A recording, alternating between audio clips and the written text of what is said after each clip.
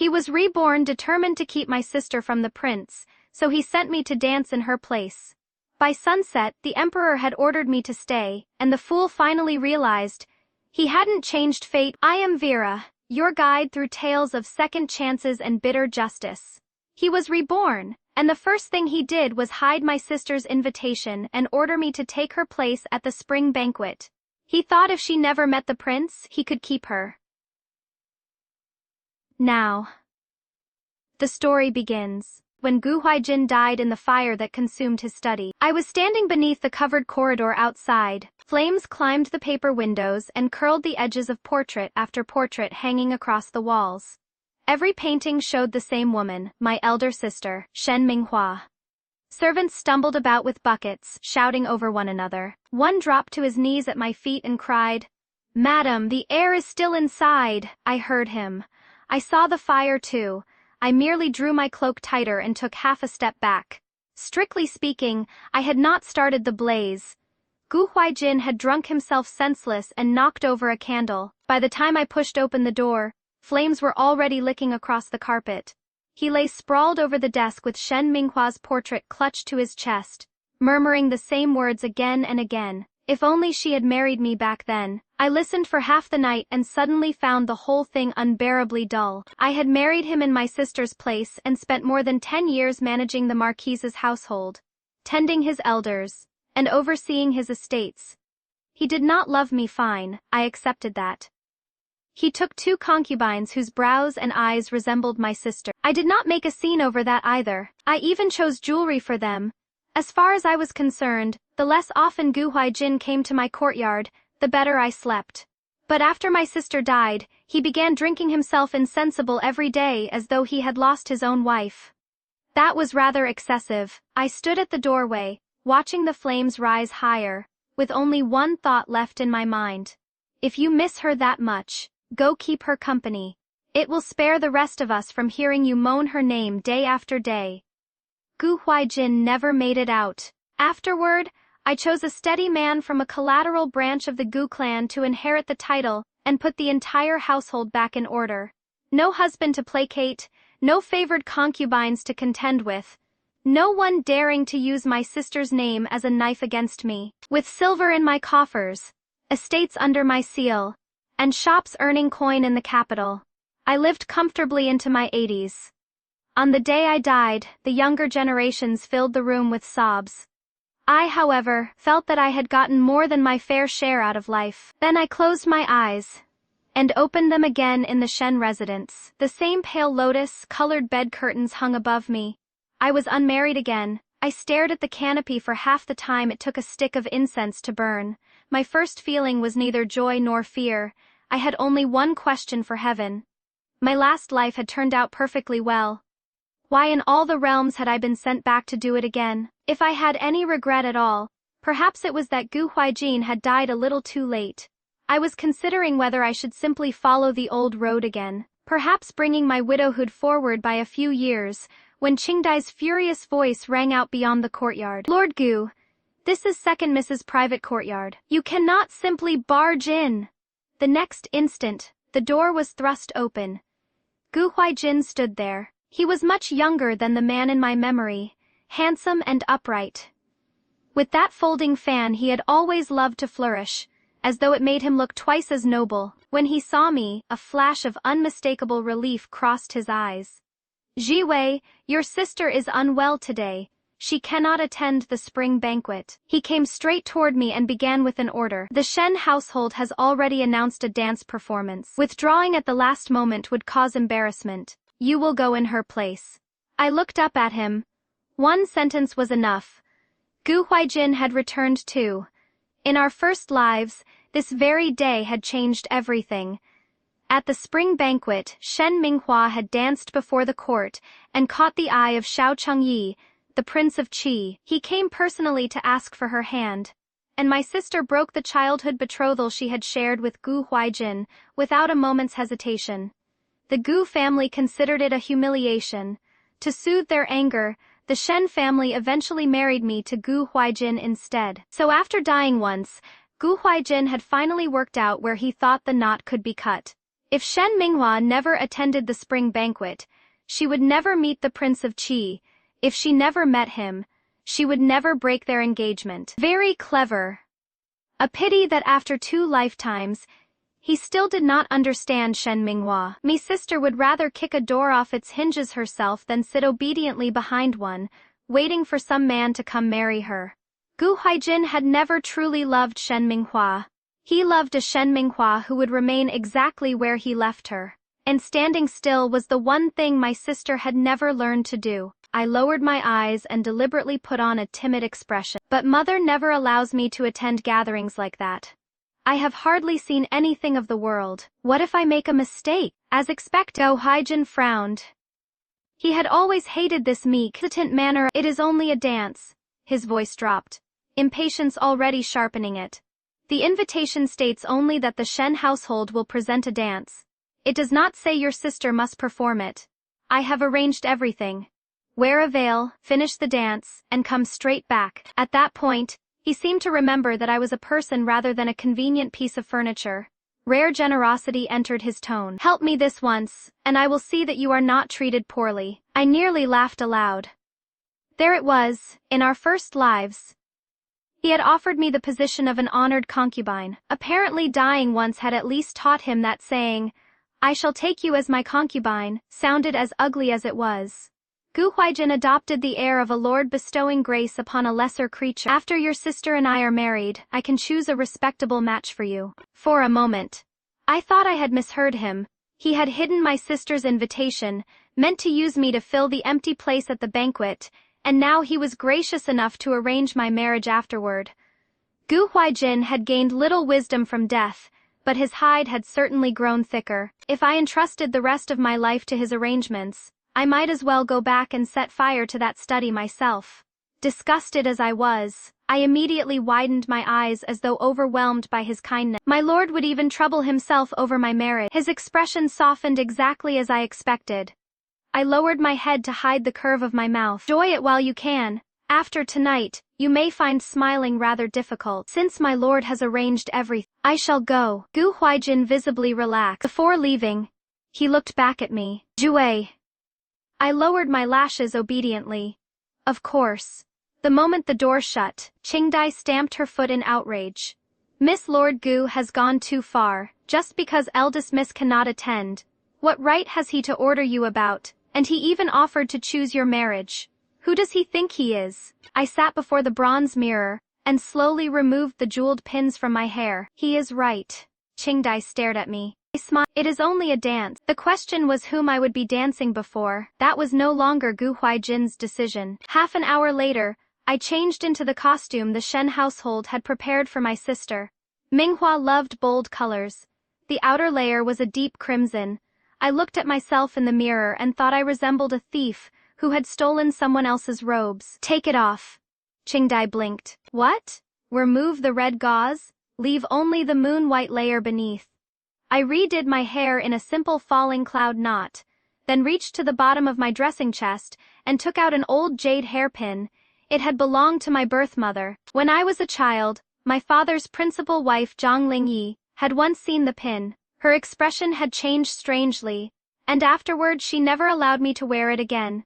Only after marrying into the Giyu family in my first life did I learn by chance that my birth mother had come from a collateral branch of the Shui clan. The late Empress Shui Qinghe had been born to that same clan, and I resembled her closely, perhaps 6 or 7 parts in 10. In my first life, I had never met the emperor. I had therefore never had a chance to discover exactly how much this face was worth. But in this life, someone had personally laid a road at my feet. It would be terribly rude to Gu Huaijin if I refused to walk it. The imperial retreat was livelier than I had imagined. The capital's great houses filled the grounds. Music drifted around the waterside pavilion. On the raised dais sat Emperor Xiao Jingyuan, and beside him was noble consort Zhao Mingshu, who had enjoyed his favor for many years. It was the first time I had truly seen the Son of Heaven. There was nothing remarkable about him at first glance. 2 eyes, 1 nose. Only when he sat there, everyone nearby seemed to breathe more quietly without being told. Gu Huaijin escorted me all the way behind the curtain. Before leaving, he even instructed the court attendant, She has never seen a gathering of this scale. Please keep a close eye on her. Once she finishes, send her back at once." Then he glanced at me. The look in his eyes belonged to a man inspecting a rabbit already shut inside its cage. I nodded meekly. Inside, I thought, stand close. "Gu Huaijin, when your face goes white in a moment, I should hate to miss it." When the Shen household was announced, I stepped onto the platform wearing my veil. I had known the dance called Treading the Moon since childhood. In my first life, Minghua had practiced it for 3 months before the spring banquet, and I had practiced beside her for all 3. She complained that my movements were too soft. I complained that her turns were too fierce. We argued in the courtyard until Zhang Lingyi's head ached. Now standing on the stage myself, I realized the dance suited me better after all.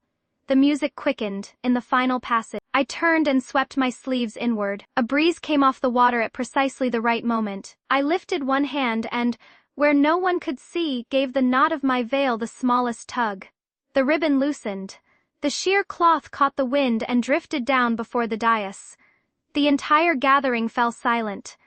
I did not look at the Prince of Qi. I did not look at the Emperor first either. I looked at Gu Huaijin.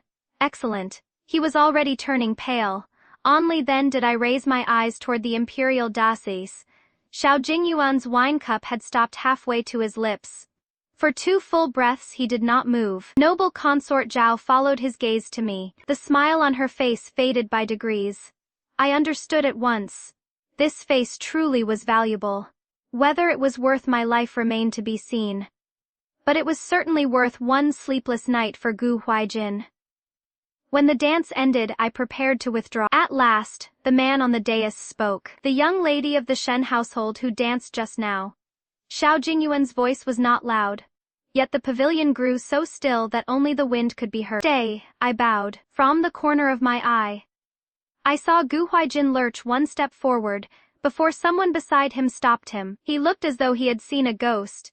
I nearly laughed. At last, Gu Huaijin seemed to understand.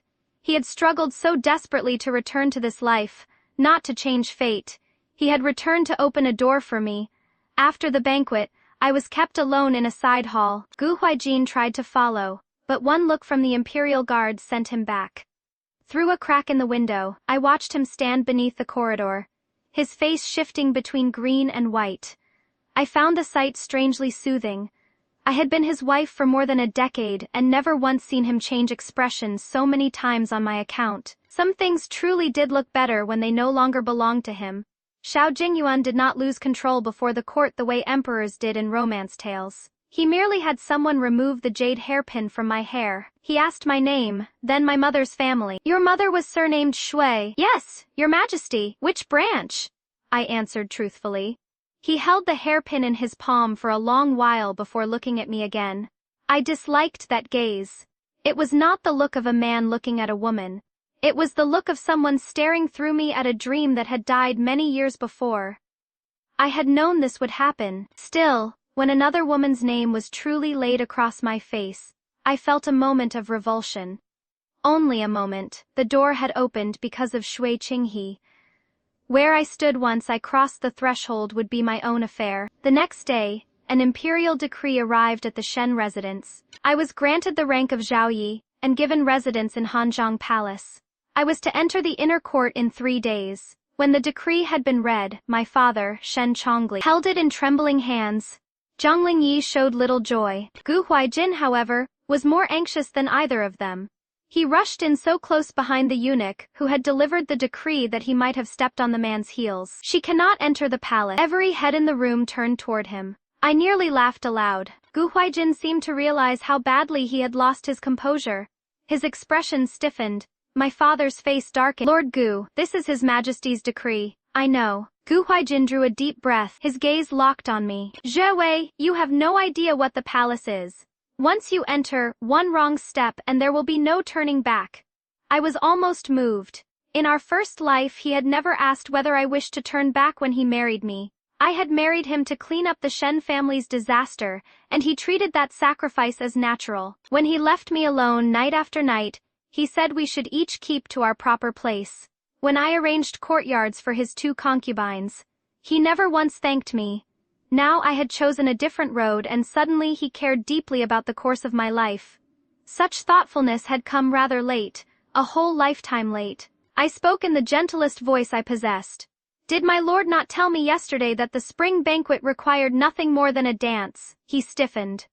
If my lord had not personally come to ask me, I would never even have entered the gates of the imperial retreat. I looked at him with perfect sincerity. Now that his majesty has shown me favor, why does my lord seem displeased? My father whipped around. What does she mean? You asked her to attend in Minghua's place.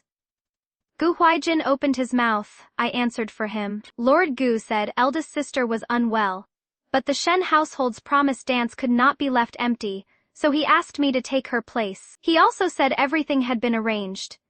If I obeyed him, he would choose a respectable marriage for me afterward. I paused, then added with exquisite consideration.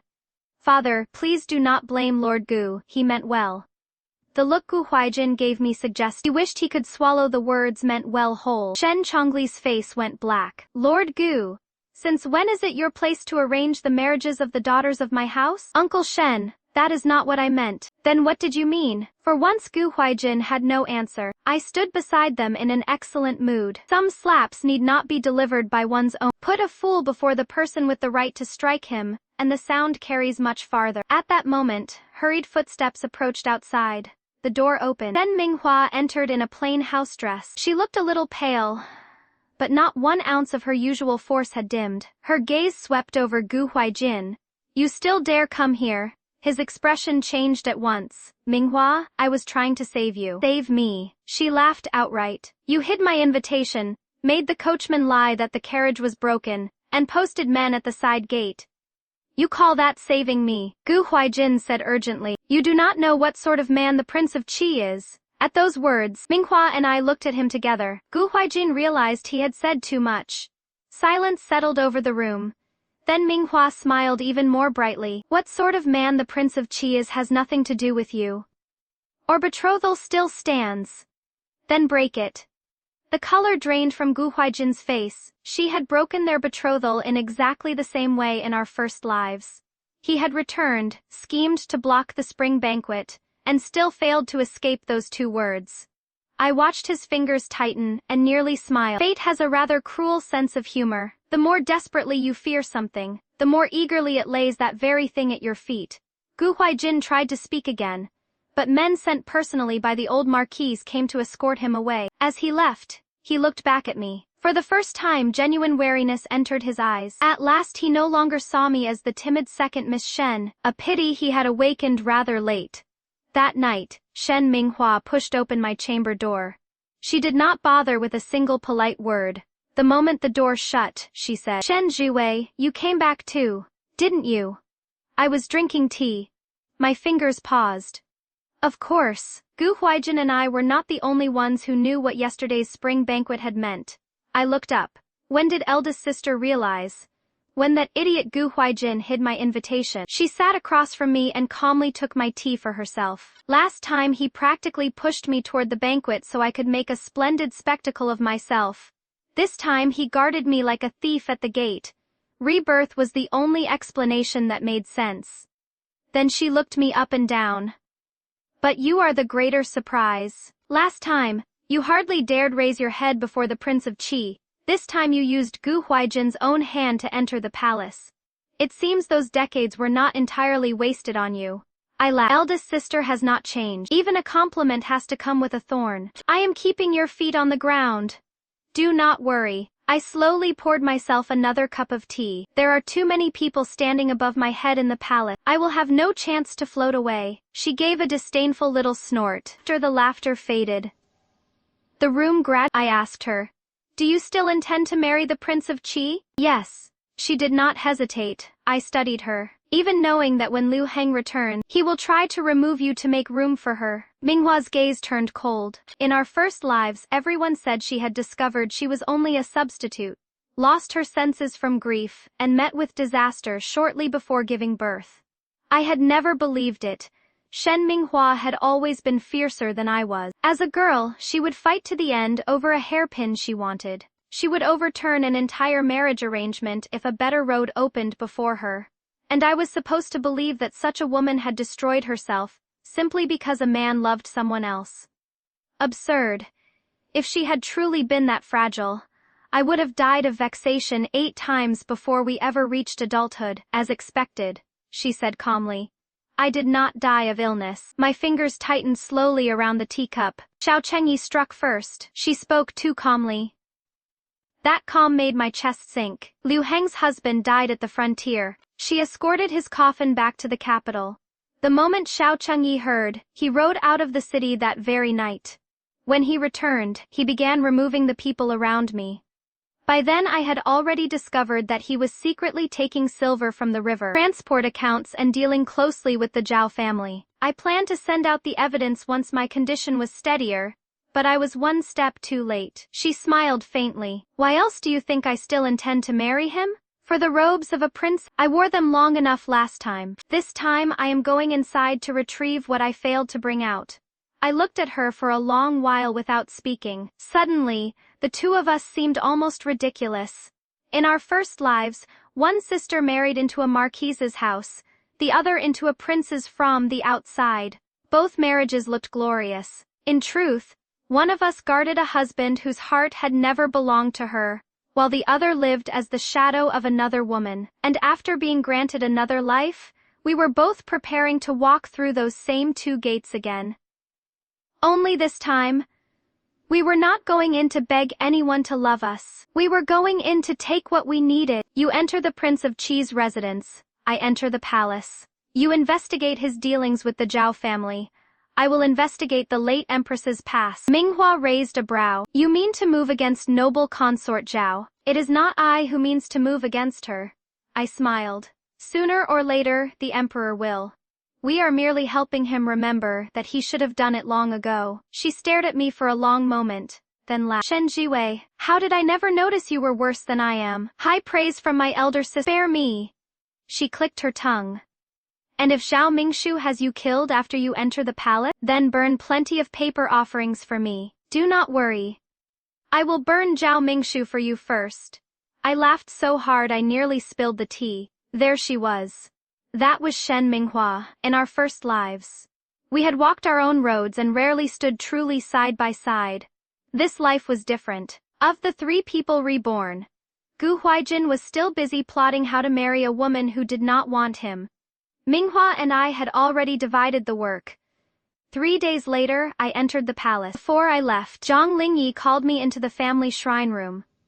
From a cabinet, she took out an old portrait. The woman in it had gentle brows and eyes. She resembled me closely, the late empress. Shui Qinghe. Zhang Lingyi took my hand. Your birth mother came from a collateral branch of the Shui clan. She and Qinghe were distant kin. The older you grew, the more you resembled her. I knew then that this face might not be a blessing. That is why I kept you away from palace banquets all these years. It is why I forbade you to wear that jade pin. I feared this very day. I nodded.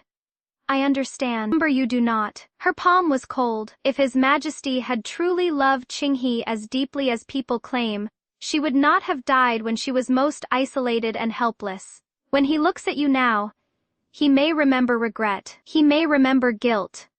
The one thing he may not feel is love. She spoke each word with care. It cannot keep you alive. I remembered those words for many years. On my first night in the palace, Xiao Jingyuan came to Hanzhong Palace. He sat beneath the lamplight and looked at me for so long that I nearly finished counting the patterns carved into the table. At last, he reached out and touched the tail of my brow. This part is different. I knew whom he meant. Even so, something pricked lightly inside my chest. So this was what it felt like to have a man look through your face at another woman. It did not hurt. It was simply nauseating. I raised my eyes. How is it different? He seemed surprised that I dared ask. After a moment, he said, Qinghe's brows were softer at the ends. I smiled. Then I suppose this concubine is a little fiercer than the late empress. He paused. I lowered my head and poured his tea. My hand did not tremble. But your majesty need not worry. Today you may see her when you look at me. That is fine. One day, I will make you afraid even to call me by the wrong name. After I entered the palace, Xiao Jingyuan did indeed favor me lavishly, On the first day, he sent Eastern pearls. On the second, brocade from Shu. On the third, even the imperial kitchens sent 2 more plates of pastries to my rooms than to anyone else's Qingdai. Watched the storeroom fill with chests, her eyes shining. My lady, His Majesty treats you so well. I picked up the prettiest hairpin and held it against my hair. He does. Then why are you not happy? Who says I am not? I put the pin back in its box. Why should I be unhappy about gifts that cost me nothing? I was pleased, certainly. But I never mistook gifts for power. Today Xiao Jingyuan might spend the night at Hanzhong Palace, because I resembled Shui Qinghe tomorrow. Another woman might remind him of someone else, and his gaze would turn to her. If a man's attention could be exchanged for silver, I would gladly count it every day. Unfortunately, it cannot. What matters is what remains in your hands after he leaves. So I did not fight for nights in his bed, nor did I claw for attention. When Xiao Jingyuan came, I spoke with him. When he did not, I had old palace records brought to me volume by volume. Officially, I was learning the rules of the inner court. In truth, I was looking for the traces Shui Qinghe had left behind. Zhao Mingshu lost patience quickly. The first time she summoned me to Zhaoyang Palace, the hall was full of imperial consorts. The moment I entered, I felt more than a dozen pairs of eyes fall on my face. Some wanted entertainment. Some were waiting for disaster. 2 of the younger women had an expression that plainly said, "Thank heaven it is not me." I almost found it amusing. Noble consort Zhao had not even spoken, and they had nearly chosen the direction my grave should face. Zhao Mingshu held her tea and smiled with perfect gentleness. Sister Zhaoyi has enjoyed quite a blaze of favor lately. I hear His Majesty gave you an entire casket of Eastern pearls? He did. They suit a young woman. She lifted her eyes to me. But in the palace, nothing is more dangerous than mistaking a little resemblance for license to forget one's proper place. Would you not agree, sister? The hall went silent. Everyone knew she meant my resemblance to Shui Qinghe. I knew it too. Sighed, I rolled my eyes. If she despised substitutes so much, why had she spent 10 years competing with a dead woman for the emperor's heart? Of course, I could not say that yet. At least, not quite so plainly. I lifted my tea and smiled even more politely than she did. Your Highness is quite right. A flicker of satisfaction entered her eyes. I lowered my gaze and blew lightly across the tea.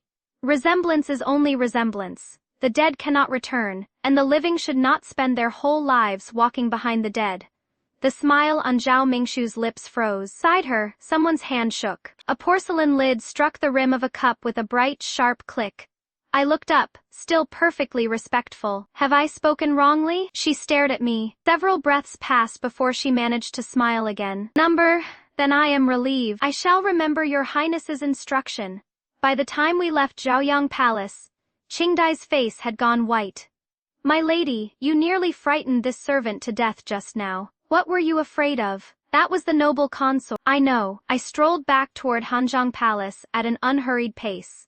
If I had not known, I would have said something harsher. Qingdai had no answer to that. After that day, the palace found even more things to say about me. Some said I was arrogant because of imperial favor. Some said, I did not know the height of heaven or the depth of earth. Others privately wagered that noble consort Zhao would have me crushed within a few months.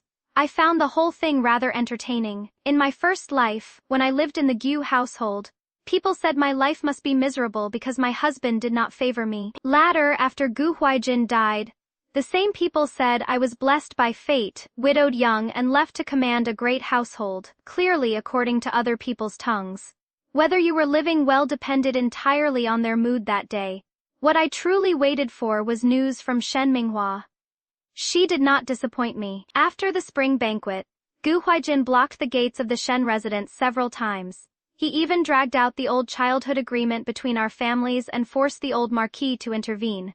This time I did not need Qingdai to return and tell me how it ended. On the day the Prince of Qi formally asked for Minghua's hand, I happened to be visiting my family by imperial leave. Gu Huaijin came too. He arrived even earlier than the envoys from the Prince of Qi's residence. In the Shen family's main hall sat the old marquis, my father and Zhang Lingyi. Gu Huaijin opened with, "This marriage cannot be accepted." Minghua sat beside me and did not even lift an eyelid. I almost admired him. A man who had died once certainly had a remarkable supply of nerve. Me father said heavily, His Highness the Prince of Qi has personally asked for Minghua's hand, and Minghua herself consents. By what right does Lord Gu say we cannot accept? She has been betrothed to me since childhood. At last Minghua raised her head. Then end the betrothal. Gu Huaijin pale. Minghua, you will regret this. Have you been saying that to everyone you meet lately? She frowned. Do you know any other line? I lowered my head to hide my laughter behind my tea. When Gu Huaijin noticed me, he looked as though he had found a rope thrown to a drowning man. Ji Wei, persuade her. I nearly choked. Persuade her. Did entering the palace somehow turn me into a bodhisattva of mercy? I set down my cup. What would Lord Gu have me persuade her to do? The Prince of Qi is no worthy husband. Then who is? Gu Huaijin froze. Minghua let out a cold laugh. Do not ask. His answer will be himself. Shen Minghua, I am sincerely trying to protect you. My sister stood abruptly. She wore the most proper gown of pale blue-green, yet her eyes were sharper than a drawn blade. Gu Huaijin, is this what you call protecting me? Hiding my invitation, stopping my carriage, deciding whom I may meet and whom I may not. You are not protecting me. You are afraid I will not choose you. All color vanished from his face. I sat beside her and wanted very badly to applaud. Yes, exact. In our first lives, neither of us had ever said the truth plainly enough. Now that we had been given another chance, why be stingy with words? At that precise moment, an imperial eunuch arrived bearing a decree of marriage. Zhao Jingyuan's decree was beautifully phrased. Shen Minghua was praised as upright and accomplished. A fitting match for the Prince of Qias for the Giyu family's old betrothal. The emperor disposed of it in a single sentence. Where there is no mutual respect, how can there be a lifelong vow? A handful of elegant words. Yet Gu Huaijin looked as if someone had struck him across the face before the entire room. Worse still, the old marquise knelt on the spot to ask pardon. Once they returned home, he stripped Gu Huaijin of several estates he had been managing and ordered him into seclusion to reflect on his conduct. Before leaving, Gu Huaijin stared at Minghua and me. His expression seemed to ask one thing. How could he know everything in advance and still watch events rush toward the very ending he feared most? For a moment, I almost pitied him. The rest of me wanted to laugh. Once the wedding date for the Prince of Qi was set, Gu Huaijin predictably refused to give up. He actually submitted a secret memorial to the emperor. In it, he accused Minghua and me of attaching ourselves to power, and claimed that my substitution at the spring banquet had been planned from the beginning. When Xiao Jingyuan tossed the memorial before me, I read 2 pages. I had to admit, Gu Huaijin's calligraphy was excellent. If his mind had been half as elegant as his brushwork, he might not have made such a ruin of 2 entire lives. You will not defend yourself? Xiao Jingyuan asked. He raised an eyebrow. Why, because half of what he wrote is true. I closed the memorial. He did ask me to attend the spring banquet in my sister's place. My sister did indeed wish to marry the Prince of Qi. If I claimed every word was false, then I would be the one deceiving your majesty. Xiao Jingyuan watched me. And when he says you sisters cling to powerful men, is that true as well? I considered it. If marrying into a great house is called clinging to power, then half the marriages in the capital should be annulled. He let out a laugh before he could stop himself. I continued. Besides, if Lord Gu despises women who seek powerful marriages so greatly, why does he happen to love my elder sister most of all? I nearly added. In our last life, fortunately, I swallowed the words in time. Xiao Jingyuan did not notice. He glanced at the memorial and said mildly, because what he loves, perhaps, has never been what Shen Minghua wants. What he loves is the Shen Minghua he wishes her to be. I looked up at him, for the first time. I thought the emperor was not entirely slow. The trouble was that certain truths are very easy to understand when looking at another man's folly. When the mirror turns toward oneself, matters become less convenient. Gu Huaijin's memorial stirred no storm. Instead, the old marquis sent him directly to a country estate outside the capital for daring to interfere privately in a royal marriage. Before he left, he sent me a letter. 4 words only. You will regret this. I handed it to Qingdai. Burn it. As she held the paper to the flame, she asked, My lady, are you not angry? Why should I be? I watched the corner curl black. A man who cannot even set his own life straight has no business worrying over mine. The person who truly concerned me was Zhao Mingshu. In my 3rd month in the palace, she suddenly fell ill. The imperial physicians called it palpitations and weakness. She, however, insisted on summoning the astronomical bureau. 3 days later, word spread through the inner court. One imperial consort, it was said, possessed a fate that clashed with the noble consorts. That woman was me. Qingdai's eyes reddened with anger. This is plainly aimed at your ladyship. I know. Will His Majesty protect you? I was silent for a moment. Yes, for now at least, he would. If I could do nothing except wait for Xiao Jingyuan to shield me. How was I different from the Shen Jiwei of my first life, waiting for Gu Huaijin to grant her a shred of dignity? That evening Xiao Jingyuan came to Hanzhong Palace. The moment he entered, he said, "The Astronomical Bureau is talking nonsense. Pay it no mind." I spoke before he could say more. "Your Majesty, send me to the imperial retreat." His brows drew together at once. "You know Zhao Mingshu is plotting against you, and you still wish to go? If I remain here, your Majesty protects me once, and the Zhao family forces your hand a second time." I met his gaze. "If I leave, their play has no next scene. You are not afraid." For once, I could not smile. Of course I was afraid. The retreat lay outside the capital. If anything changed in the palace, I would not know at once. The Zhao family was powerful, and I had been a Zhaoyi for only 3 months. One wrong step could bury me. I was terrified, but I feared even more becoming a woman who spent her whole life waiting to be rescued. "I am afraid," I said. Xiao Jingyuan watched me. "But I am more afraid of standing behind your Majesty forever." The room remained quiet for a long time. At last he took my hand. This time he did not call me little Shui. "Shui, wait for me to bring you home." I lowered my head in assent. Inside, I thought, when I return, I had better no longer be the Shen Jiwei I am today. The imperial retreat was quieter than I expected. Zhao Mingshu apparently believed that driving me out of the palace counted as victory. She was so satisfied that she scarcely bothered with another move. I copied sutras, walked in the gardens, and drank tea every day. I was more at ease than I had been in Hanzhong Palace. At first, Qingdai could not understand it. "My lady, are we truly going to copy sutras every day?" I did not look up. She glanced down at the papers on my table. "But that is not a sutra." I turned the sheet over. "The Buddha is merciful. I am sure he will not object if I investigate a few old palace servants along the way." Beneath the writing desk lay a list of people who had served in Fengyi Palace more than 10 years earlier. In her youth, Zhang Lingyi had been friendly with Shui Qinghe. She still remembered several names. One of those former attendants happened to be living in retirement at the imperial retreat. Her surname was Sui. Went to see her 3 times. She refused me, on the 4th visit. I did not ask about Shui Qinghe. I placed an old prescription from the Imperial Medical Office in front of her instead. "Aunt Shu, I want only one answer. Why was this prescription changed the day before the late Empress lost her pregnancy?" She stared at the paper. Her hand trembled.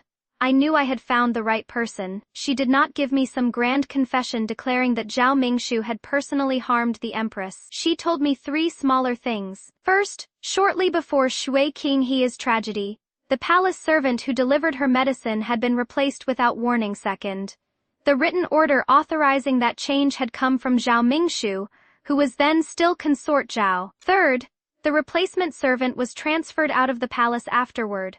Yet the palace register recorded him as dead from illness. That was enough. The evidence that truly pins a person in place is rarely a sobbing witness crying. I saw everything with my own eyes. It is a trail of small marks fitted so tightly together that no one can explain them away. I told Qingdai to record the names. The moment we left Aunt Shu's courtyard, someone blocked my path beside the lake. He wore plain black robes and leaned against a willow tree, smiling as though he had been waiting for some time. Prince Yu Xiaojingheng, Xiao Jingyuan's youngest brother and the man who, in my previous life, ultimately sat upon the throne. So the moment I saw him, every instinct in me sharpened. This man was worth far more attention than Gu Huaijin. He was also far more dangerous. He did not disappoint me. His first words were, Lady Zhaoyi has spent several days seeking old palace servants. Whose buried accounts are you hoping to reopen? My heart sank. My face showed exactly the right degree of confusion. I do not understand what your highness means. He slowly offered me a sheet of paper. Otherwise, you may have to explain why you sent people to inquire about a eunuch transferred from Fengyi Palace 10 years ago. I looked down. It was the very name I had ordered investigated. After a moment's silence, I stopped pretending. What does your highness want? His smile deepened.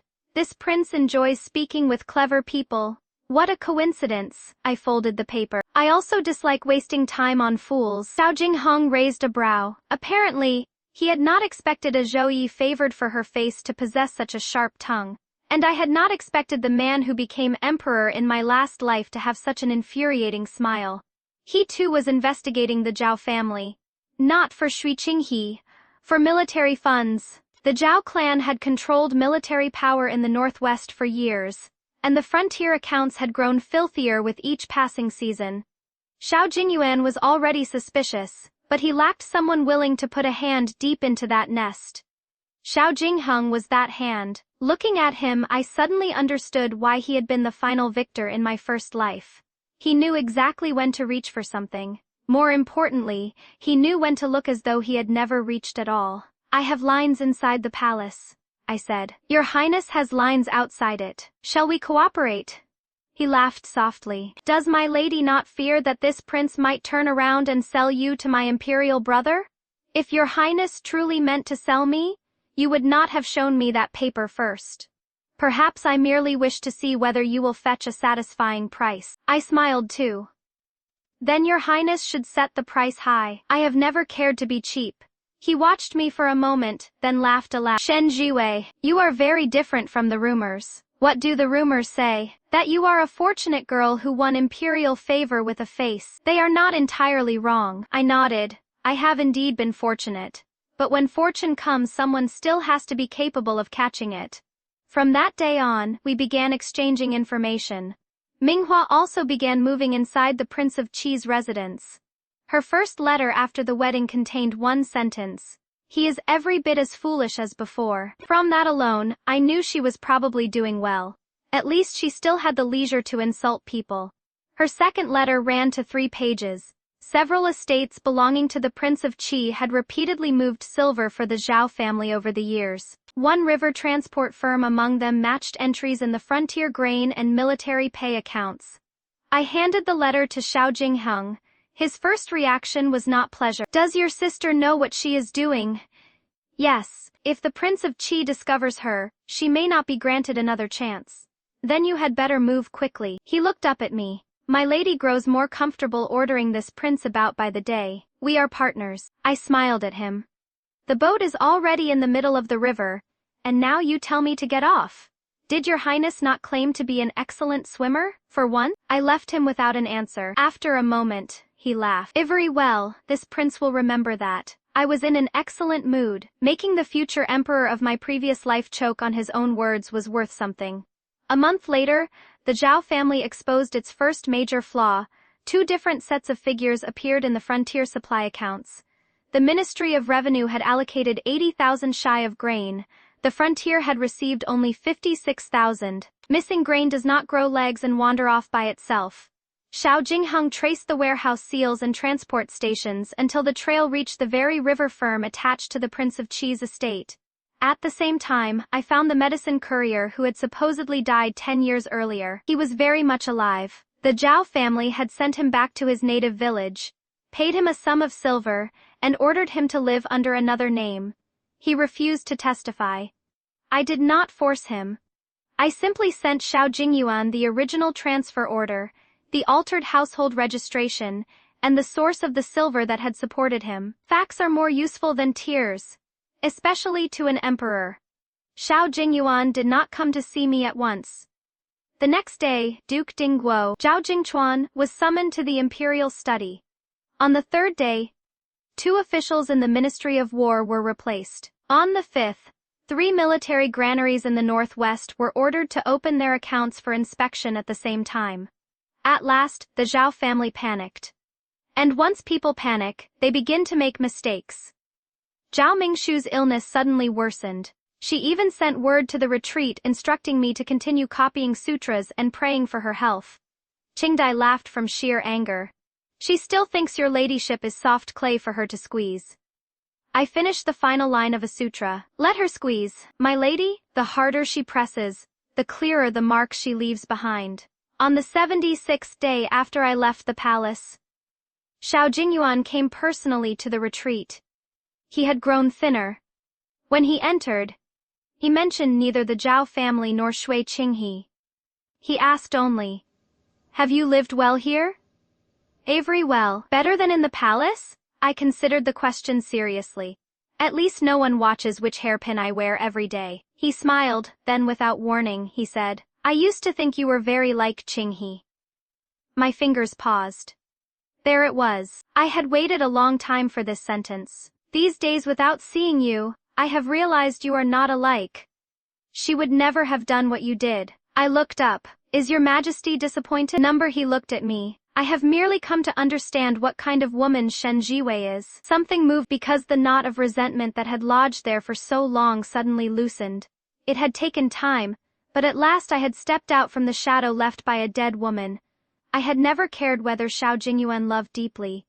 I cared only that when he spoke my name, the person in his mind would be me. 3 days later, I returned to the palace. Zhao Mingshu had been confined to her residence.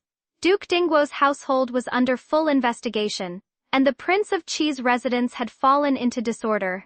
Minghua came to the palace herself and threw an account book onto my table. Her first words were, "That fool nearly caught me."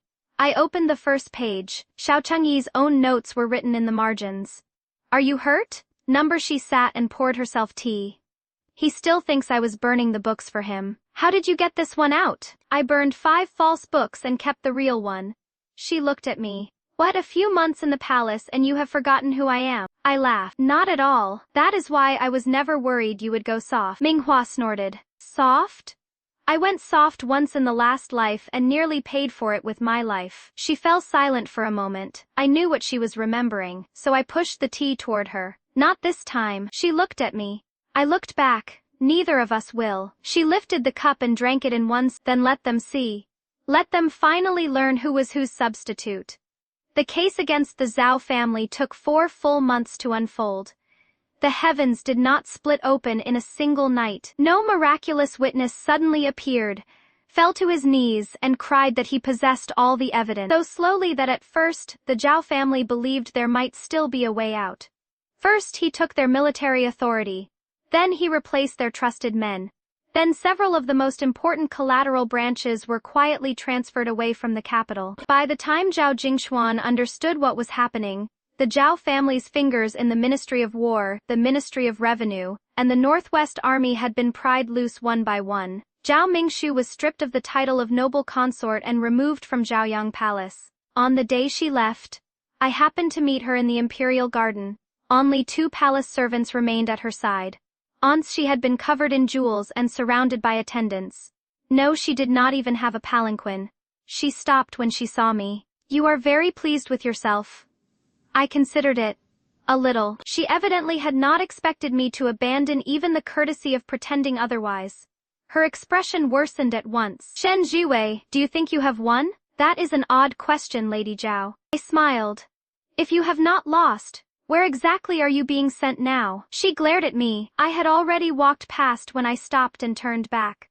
"One more thing. When we first met, you warned me not to rely on a little resemblance and forget my proper place. I have remembered your lesson all this time." I looked at her and spoke each word clearly. "So afterward, judging by the result, it worked rather well." The last color left Zhao Mingshu's face. I said no more. Anything further would have begun to look like bullying. More importantly, she was no longer worth wasting time on. That night Xiao Jingyuan drank heavily. When he came to Hanzhong Palace, his first words were not my name. He asked about Shui Qinghe. "Jiwei, if Qinghe knew I had finally uncovered the truth of what happened to her, do you think she would forgive me?" I looked at him for a long time. He stared at me. Perhaps no one had dared give an emperor that answer in many years. I had no desire to soothe him with a lie, When she was at her most desperate, your majesty told her to endure. She is gone now. Whatever your majesty does today can only give an account to the living. If I were her, I do not think I would forgive you. Xiao Jingyuan remained silent for a long time. And you, what of me? If one day I tell you to endure as well.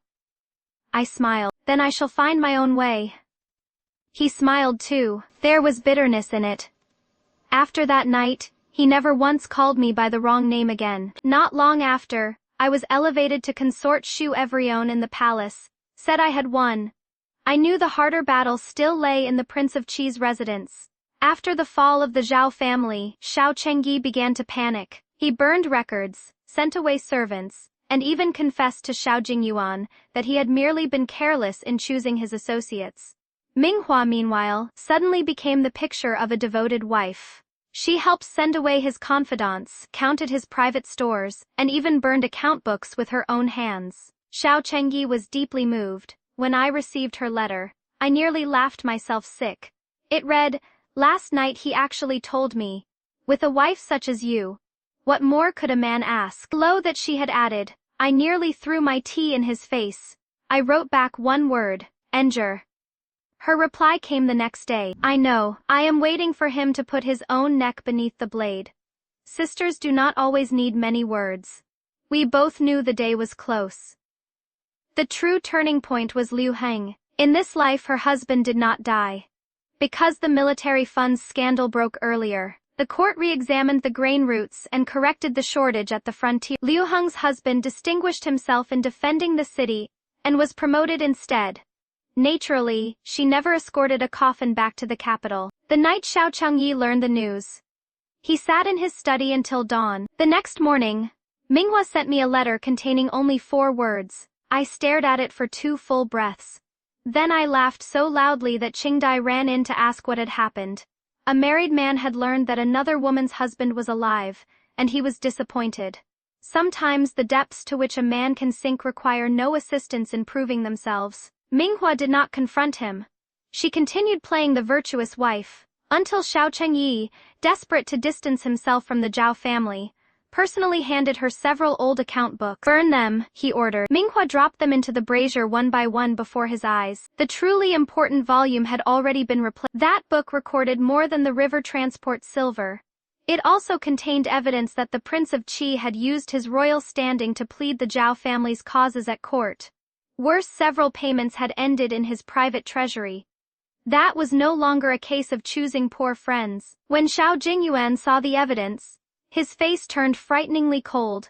Yet Xiao Chengyi was still his son. He did not explode at once.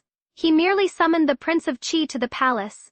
I happened to be outside the imperial study that day. Xiao Chengyi looked composed when he entered. Half an hour later, he emerged with sweat at his temples. He saw me and stopped. "It was you." I blinked. "What does your highness mean?" Minghua could not possibly know these things. I nearly laughed. Even now, he still believed Shen. I was about to answer when a voice came from behind me. Why could I not know? Shen Minghua approached from the far end of the corridor wearing the formal robes of the Princess of Qi. Her cosmetics were light that day, but her back was straighter than I had ever seen it. Xiao Chengyi's face changed instantly. "Why are you here?" "To help your highness remember something." She stopped before him and smiled with exquisite gentleness. His Majesty asked just now whether there was anything else he did not know. "I feared your highness might forget, so I came to remind you." Xiao Chengyi's lips went white. She drew an account book from her sleeve. "I have merely grown tired of cleaning up your rotten accounts." The doors of the imperial study opened. Xiao Jingyuan's voice came from within. "Enter." I did not leave that day. Xiao Chengyi knelt in the hall. First he denied everything, then he defended himself. Finally, he began cursing Minghua. "This prince has never treated you poorly all these years. Is that so?" Minghua smiled. "When your highness says you treated me well, do you mean Liu Heng never returned? So you were willing to let me keep the title of princess for a little, or do you mean you needed the Shen family to give you the appearance of a clean, respectable household?" Xiao Chengyi went rigid. He had clearly never imagined that she knew about Liu Heng, still less that she had known for so long. "When did you?" "Long ago." Minghua looked at him. before I ever married you. She did not speak of our first lives, she merely said, Xiao Chengyi, I once believed that becoming the Princess of Qi meant I had won. Later I learned that a position granted or taken away according to another person's mood is never truly yours, no matter how high the seat. So this time, I do not want it. She removed the jade token that marked her rank as princess and placed it before the imperial desk. It made only a small sound. In that silent hall, the sound was very clear. That day, Xiao Chengyi was stripped of authority over his residence and handed over to the imperial clan court for investigation. Because of his involvement in the Zhao family's crimes, his rank was reduced from prince to commandery prince. He was sent out of the capital and forbidden to return without imperial summons. Minghua petitioned for separation of her own accord. The capital talked for a month. Some called her ruthless. Some called her mad. Others said only an ungrateful woman would abandon the glory of being a prince's wife and personally help send her husband away. Minghua heard all of it and replied with a single sentence. If they admire the marriage so much, they are welcome to marry him themselves. When that line reached my palace, I laughed for half the day.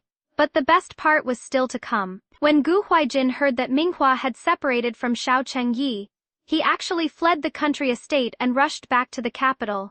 He must have believed his chance had finally come. That day, I happened to be dining with Zhang Lingyi at the Shen residence. Gu Huaijin stood outside the gates and declared that he was willing to overlook all past grievances and restore the old betrothal. At the words overlook all past grievances, my chopsticks nearly slipped from my hand. Minghua, however, remained perfectly calm. She walked to the inside of the gate but did not open it. Gu Huaijin, what is it that you like about me? Silence stretched beyond the door. At last he answered, you are radiant.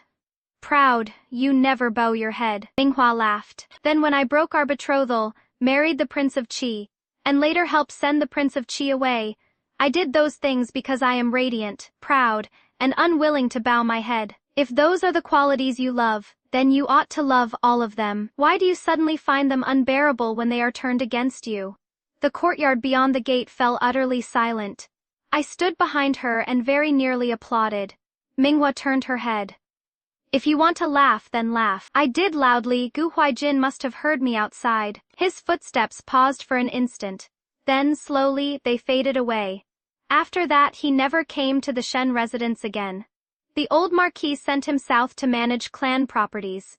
He kept his title as heir, but no matter what important matters stirred the capital, he was never invited near it again. Sometimes I thought of him. In our first lives, he died believing that his tragedy was simply that he had missed his chance with Shen Minghua. In this life, he was given years enough to understand the truth. He had not merely missed one woman.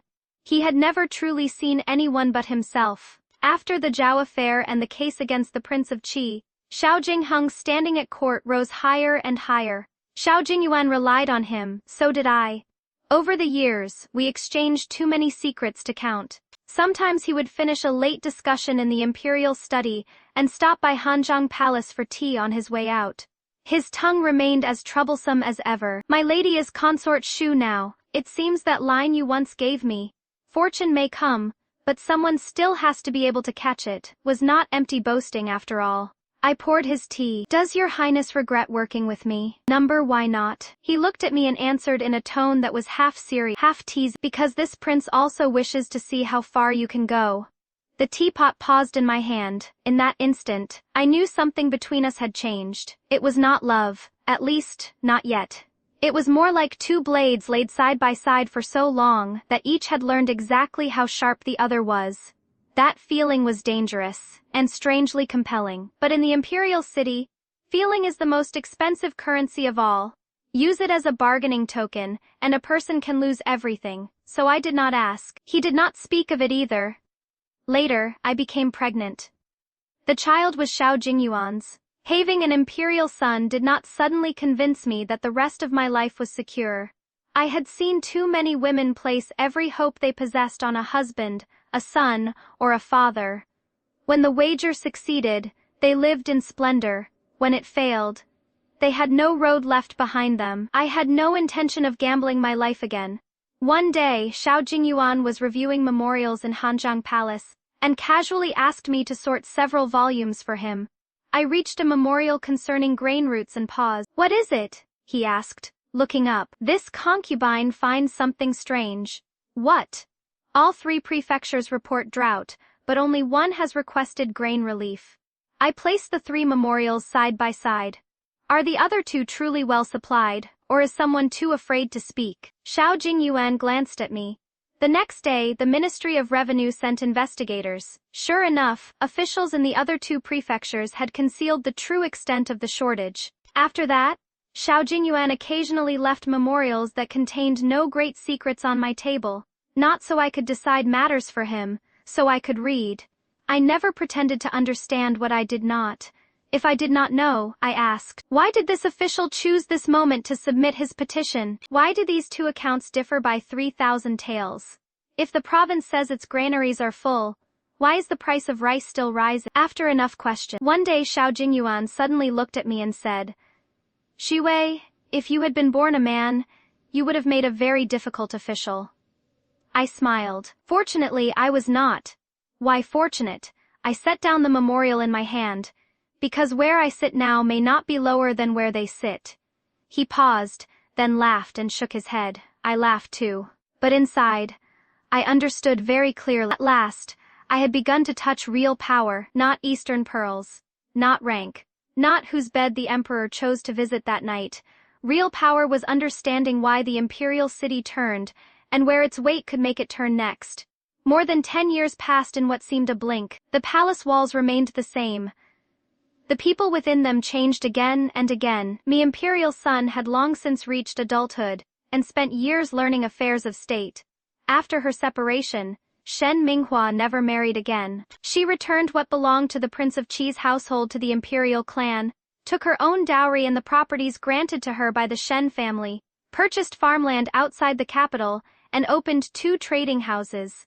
At first, people waited eagerly to laugh at her. Then the New Year gifts she sent the Shen family grew richer each year, and the laughter faded. Coin in her hands, leisure in her days. No husband whose face she had to read before making a choice. I had lived that life once. It was indeed pleasant. For several years, Gu Huaijin still sent letters to her from the south. She never opened them. Eventually, the letters stopped. For some people, the most fitting ending is not a spectacular death. It is simply to fade, little by little, out of another person's life. Xiao Jingyuan, however, aged faster than I had expected. Old wounds from his younger campaigns never truly healed, and years of constant labor wore him down. After his 50s, his health declined with every passing year. He relied on me more and more to help organize matters of government, and he relied on Xiao Jingheng more and more as well. That was not good. When an emperor relies too long on one minister, that minister's power begins to grow roots of its own. Xiao Jingheng knew it too. One day, after leaving the imperial study, he walked beside me along a palace road for a time. Without warning, he said, "My lady has recently been choosing men for His Highness?" I glanced at him. "Your Highness's information is as swift as ever. It is not that this prince hears quickly." He smiled. "It is that your movements are rather obvious." He was right. I had been helping my grown son build a circle that belonged to him. Young officials, frontier commanders, capable administrators in the provinces. I encouraged him to meet them himself and learn their strengths. I did not want him to ascend the throne one day and discover that he could rule only through Xiao Jingheng. After a short silence, Xiao Jingheng asked, "You guard against me?" "I do," I answered without hesitation. His steps stopped. "So did mine. You have helped me greatly. Because of that, I am willing to trust your character, but I will not wager imperial power on the character of any man." He looked at me, then suddenly laughed. "Shinjiwei, you are still exactly as you were back then. Cold-hearted." I laughed too. "Your Highness has known that from the beginning, but I did not believe I was cold-hearted. I had simply learned where feelings belonged. They belonged with feelings. They were not contracts, and they were certainly not shields." The year Xiao Jinyuan died, heavy snow fell over the capital. He had been ill for more than 2 months. During his final days, he was rarely conscious for long. Near the end, he summoned me and our grown son to his bedside. His hand was cold, But when he looked at me, his gaze was unusually clear. In this life, have you ever regretted entering the palace? I thought for a long time. Truly, had I never entered the palace, perhaps I would have lived another kind of life. Perhaps I would have married Gu Huaijin again. Perhaps I would have married a stranger I had never seen. Perhaps my days would have been quiet and safe. Perhaps they would not. But after walking so far along this road, pretending I had never wanted any of it would have been hypocrisy. At first, I wanted peace. Later, I wanted dignity. Later still, I wanted things no one could easily take from me. Step by step, I had walked here by my own feet. Xiao Jingyuan gave a faint nod. He looked toward our son. Your mother is cleverer than I am. Listen to her more often after I am gone. Those were among the last words he ever spoke. Until the very end, the name he called was Shen Jiwei. Note Shui Qinghe. Sitting beside his bed, I suddenly remembered my first night in the palace. He had touched the end of my brow and said, "This part is different," and I had thought, "One day, I will make you afraid even to call me by the wrong name." In the end, I had done it. Only now, after reaching this day, I no longer needed that small victory quite so badly. When the late emperor's final decree was very clear. On matters of military and state, the new emperor could consult jointly with the Empress Dowager and Prince Yu. For the first several years the three of us worked well together. The new emperor was young but not foolish. Xiao Jingheng commanded enormous prestige within the imperial clan and the army. I knew the officials of the court and the veins through which the empire's finances flowed. Yet power has a peculiar nature. Hold it long enough, and a person begins to believe it was always his by right. In the autumn of the 6th year, sudden unrest broke out around the capital district. By the time I reached the imperial study, orders had already gone out to the imperial guard. The new emperor's face was grim. Who issued the command?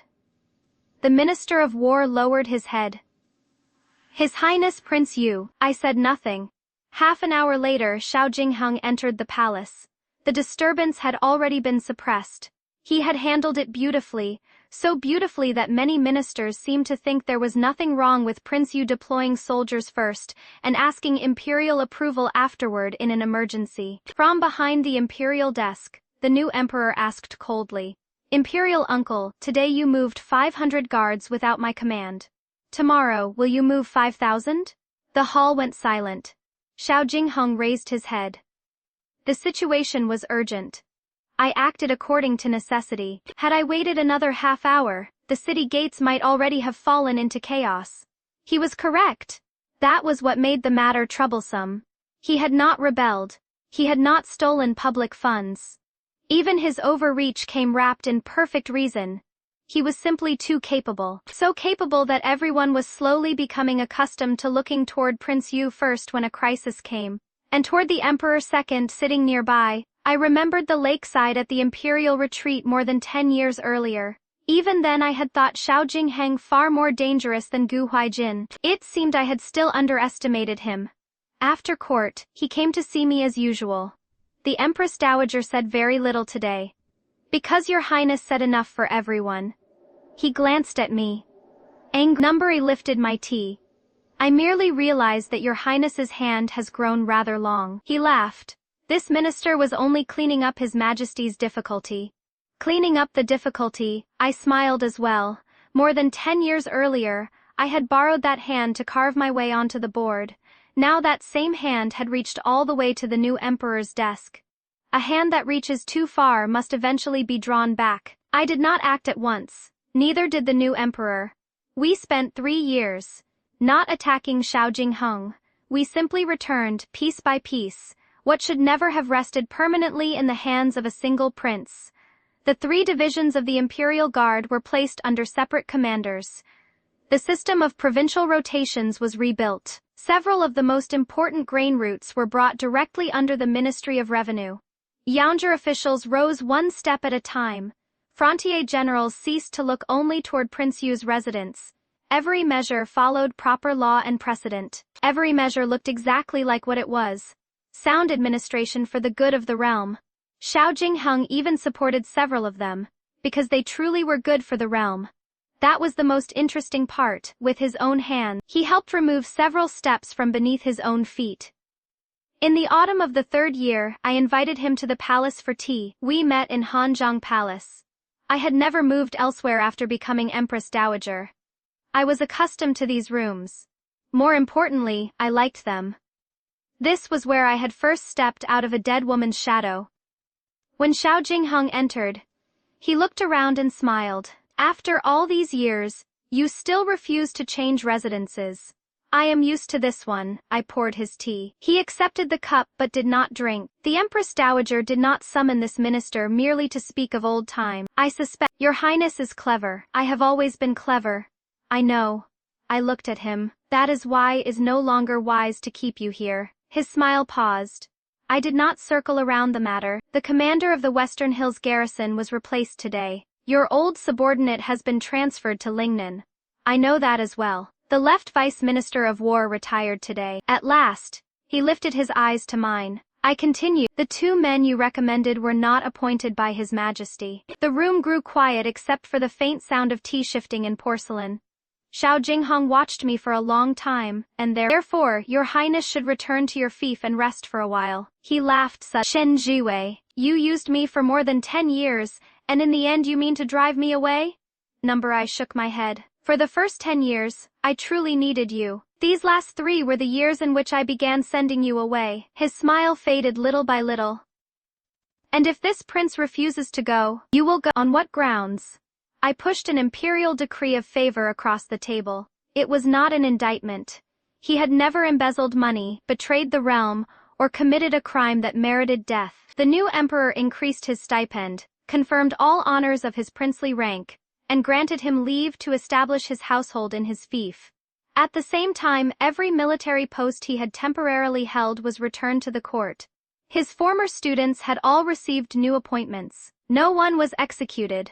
No household was confiscated. From that day onward, there simply would no longer be a Prince Yu who could move half the capital with a single word. Xiao Jingheng finished reading the decree, and remained silent for a long time. At last he asked, without me, could you have reached this place all those years ago? I answered at once. That seemed to surprise him more than denial would have. I smiled. That is why I have remembered what I owe you all these years. But your highness appears to have forgotten one thing. What? You were the one who helped me onto the board. I met his eyes. I was the one who learned how to play. He stared at me for a very long time. Then he lowered his head and laughed. There was unwillingness in that laugh, and something else I could not quite read. Shen Jiwei, you truly are cold-hearted. I raised a brow. It remains true. Then you should be pleased. Why, at least I never deceived you about it. At last, he drank the tea that had long since gone cold. Then this prince did not lose unjustly. I would not call it losing. I said, it is simply time to leave. A month later, Xiao Jingheng departed the capital. He left in great honor. The new emperor personally escorted him beyond the city gates, while civil and military officials lined the road to see him off. No one knew that what they were witnessing was, in truth, a transfer of power. No one needed to know. Minghua came to the palace that day and stood beside me on the city wall. Watching the distant carriages, she suddenly asked, "You can bear to let him go?" I blinked. Bear to let what go? Him. I turned my head toward her. Since when does eldest sister concern herself with such matters? I merely think Xiao Jingheng is at least much better than those two fools, Gu Huijin and Xiao Chengyi. Much better. Then why not keep him? I watched the procession beyond the gates grow smaller and smaller. Because he is clever. That is precisely why I cannot leave a man holding so much power beside the new emperor. Minghua was quiet for a moment. You truly are ruthless. I smiled. So are you. She rolled her eyes. You managed to send away a clever one too. So, I am a little better than eldest sister? In your dreams. We looked at each other and laughed. That night, I sat alone in Hanzhong Palace for a long time. Qingdai, once the young maid who had stamped her foot in outrage for me, had long since become the senior attendant of my household. After trimming the lamp, she asked whether I wished to retire early. I shook my head. The moonlight beyond the window was beautiful. Suddenly, I remembered the spring banquet many years before. Gu Huijin had stood in my room, certain that because he possessed the knowledge of one lifetime, he held fate itself in his hand. He had told me, "You need only finish the dance." do nothing unnecessary. And yet that single dance had changed every life around us. Gu Huaijin meant to use me to block Shen Minghua's road. Instead, with his own hands, he sent me into the imperial city. Xiao Chengyi treated Shen Minghua as a substitute for another woman. In the end, she was the one who stripped away the glittering shell of being his princess and walked out by her own choice. When Xiao Jingyuan first looked at me, all he saw was Shui Qinghe, but the name on his lips at the end of his life was Shen Jiwei. Xiao Jingheng once saw me as a useful piece worth placing upon the board. In the end, I was the one who put the board away. In my first life, I thought the finest fortune a woman could possess was a dead husband, property in her own hands, and no one left to command her. Only in this life did I understand. True freedom is not waiting for someone else to disappear. It is standing before anyone in the world and knowing you do not have to place your life in their hands. I lowered my eyes to the imperial seal resting on the desk and smiled. This second life had turned out rather interesting after all. Gu Huaijin lived twice and still never obtained the Shen Minghua he imagined he deserved. Xiao Chengyi plotted and calculated, yet could not keep the princess he expected to live as another woman's shadow. And I had begun with one simple wish, to enjoy another life with money, leisure, and no one troubling me. By a chain of accidents and choices, I had traveled farther than I ever had before. Outside, the wind stirred the palace lanterns. I closed the final memorial on my desk and rose to walk toward the inner chambers. This time, there was no portrait hanging above my head, no other woman's name standing before mine.